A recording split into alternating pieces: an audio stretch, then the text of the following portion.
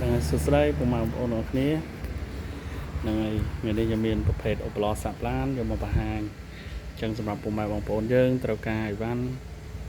ល្អៗអាចទៅនងកំងបានបងប្អូន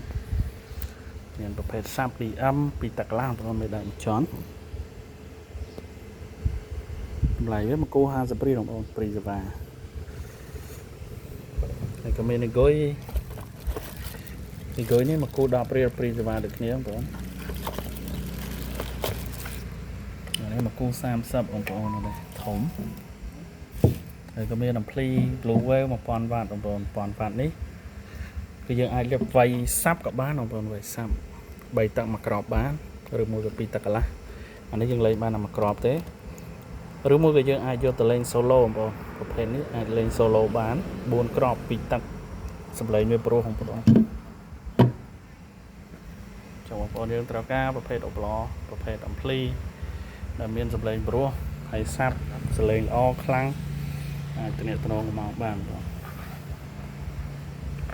ហើយនេះប្រភេទសាប់3ទឹកបងប្អូនមេដៃ180កម្រាស់25មីលបងប្អូនកម្រាស់វាក្រាស់សម្លេងវាខ្លាំងបងធ្ងន់ចុងបងប្អូនយើងត្រូវការទាក់ទងបានមកគោ100ជាងនេះបងប្អូនហើយក៏មាន3ទឹក3ចន់បងប្អូនមេដៃ220 3ចន់ក្រាស់25មីលអានេះប្រភេទអីវ៉ាន់ល្អបងប្អូនពួកនេះលឺខ្លាំងហើយស៊ីភ្លើងតិចបងប្អូនពួកនេះអញ្ចឹងចំណុចពិសេសរបស់វាខ្លាំងហើយអត់សូវស៊ីភ្លើងខ្លាំងទេអញ្ចឹងបងប្អូនយើងត្រូវការឲ្យបានល្អប្រភេទហ្នឹងគឺអាចទៅក្នុងកំងបានហើយក៏មានពីតកន្លះតម្លៃធូរថ្លៃបងប្អូនមួយក្រប10រៀលជាងហើយនឹងមាន3ទឹក DM មេដៃ180ក៏តម្លៃធូរថ្លៃដែរអានេះតម្លៃវាមកគូក្រោម100បងប្អូន3ទឹកហ្នឹងមេដៃ180 2ចន់ហើយក៏មានអំភ្លី solo reset 2800 វ៉ាតតម្លៃធូរថ្លៃអាចលេង solo មកតាកន្លះបាន4ក្របឬ4ក្រប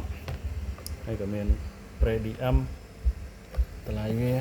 20រៀលជាងបងប្រភេទ pre លេង7បងស្លេងវាល្អបង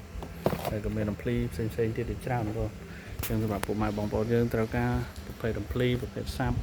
4ទឹក5ទឹកអីអាចទាក់ទងកំងបាន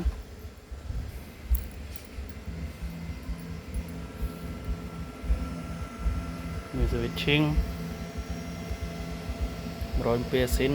163ស៊ីន